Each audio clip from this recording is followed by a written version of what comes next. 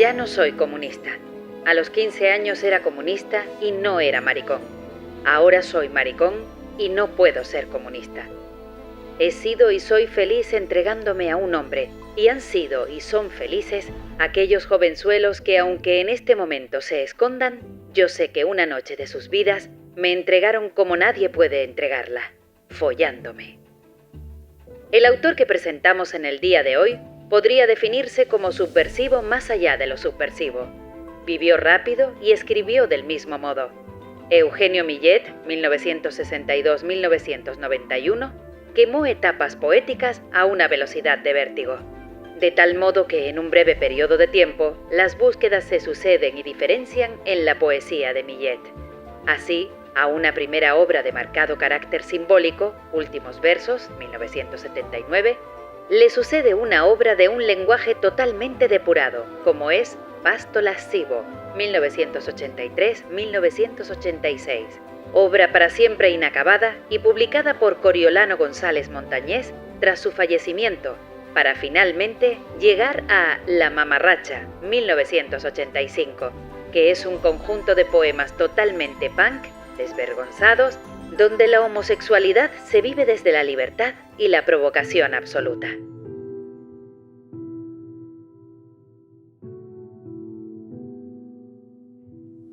¿Quién es Eugenio Millet? ¿Cuál era su personalidad? Eugenio Millet, sobre todo para mí, era un amigo con el que compartí muchas aventuras y también compartí su vida y su poesía, que yo creo que son indesligables. Eugenio tenía una actitud bastante punky, era bastante irreverente y por otra parte era un tío muy cariñoso y creo que tenía muchos amigos, a pesar de que era un personaje solitario, realmente se movía entre muchos ambientes. Para mí, claro, yo pienso que nos conocimos con 14, 15 años y entonces, pues bueno, el despertar de un montón de historias.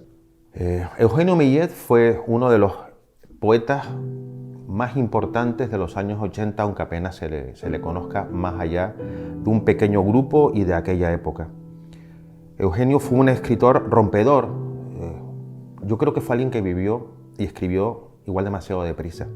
Hay gente que por su carácter se quiere comer el mundo y quiere llegar antes a la meta.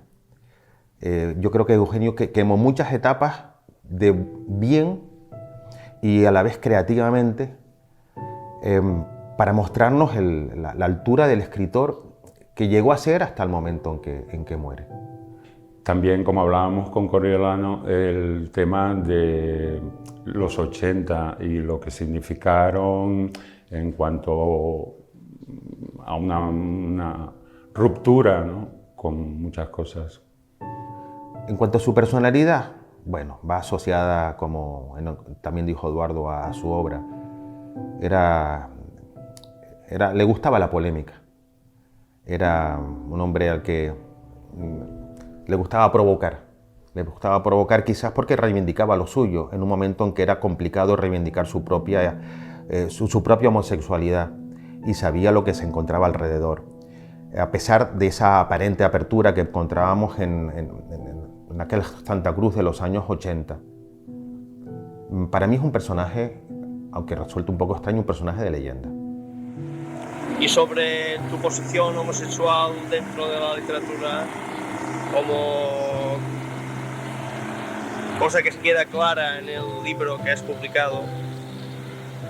Sí. ¿Qué tienes que decir sobre eso?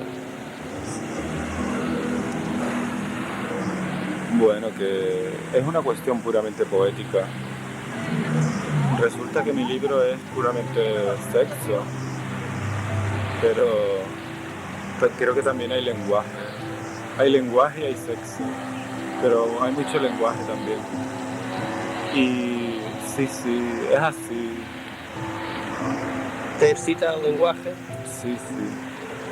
Además de que me siento Oscar Wilde y Lord Byron a la vez?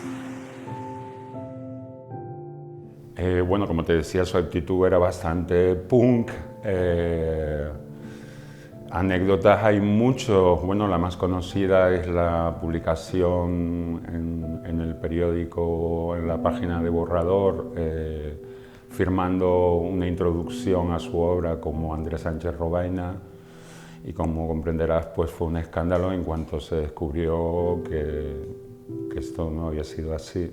La homosexualidad en Eugenio implica una ruptura con la poesía que había hecho antes, que tampoco era mucha. Su poesía anterior conocida es lo que es el Accessis del Francisco Casanova y el poema que leyó en el homenaje a Pedro García Cabrera. A partir de ahí él rompe con todo lo anterior. Es decir, Eugenio en un momento determinado reniega de todo lo que había escrito, precisamente porque en muchos de esos textos anteriores él se dirige a un tú femenino. Y él entiende que eso ya no es así. Él tiene que reivindicar el tú al que se dirige, su homosexualidad, y evidentemente la homosexualidad a partir de ese momento, sobre todo de los primeros textos que tenemos de Pasto Lascivo, no tiene nada que ver con lo anterior. Bueno, todo eso ocurre, digamos, en el ambiente de la Rambla, del Kiosco de la Paz, donde confluyen todo tipo de personas, desde gente que venía, digamos,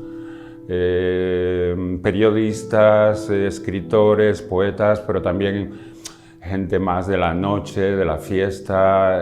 Entonces allí, bueno, pues se generaron desde grupos de música, bueno, pues una especie de la movida tinerfeña, ¿no? El problema con la obra de Yello es que no hay demasiada. Pese a que en una época se intentó buscar todo lo que hubiera, o no hay más o desapareció, o no escribió más, no lo sabemos. A veces me da por pensar que Eugenio también fabulaba sobre su propia obra y que decía que tenía más de lo que realmente era cierto. Pero bueno, son todo especulaciones. Él lee ese texto, El amor es un tigre disfrazado de mariposa, en el homenaje a Pedro García Cabrera. Es un texto del que se conocía el título, pero del que no se tenían más noticias, porque Eugenio toma una decisión. El homenaje es del año 80, sale un libro de ese homenaje, que es este libro, en el año 81. Cuando se están realizando las pruebas, Eugenio dice que él no quiere que el texto aparezca. Él ha cambiado y ese texto no debe aparecer ahí. Finalmente lo que ocurre es que aparece una página en blanco donde aparece solamente el título. El poema es conocido casi por estas casualidades de la vida. Comentándolo una vez con el escritor Juan Manuel Torres Vera, él me dice: yo tengo ese texto. Todo el proceso de esos poemas, hablando en un banco en la Rambla o tomando algo en el Espacio 41, quiero decir que es inseparable. Él fue muy deprisa, incluso creativamente. Tenía una calidad para desarrollar el verso, para el ritmo del verso, para lo simbólico del verso, porque Eugenio siempre trabajó con el simbolismo, incluso en su poesía posterior. Y ese poema, evidentemente, hay un antes y un después. Cuando él decide que ese poema no sale es porque él está haciendo otra cosa. Y hace una ruptura, insisto, no solamente en su planteamiento ideológico, sino también en su planteamiento estético. De esos versos largos, de ritmo lento, muy simbólicos, pasamos a poemas muchísimo más cortos con una economía del lenguaje que trabaja porque se puede ver incluso las diferentes versiones que tenemos de poemas de Pasto Lascivo, como él, por poner un ejemplo, decide ir quitando determinantes a los sustantivos y poner el sustantivo crudo.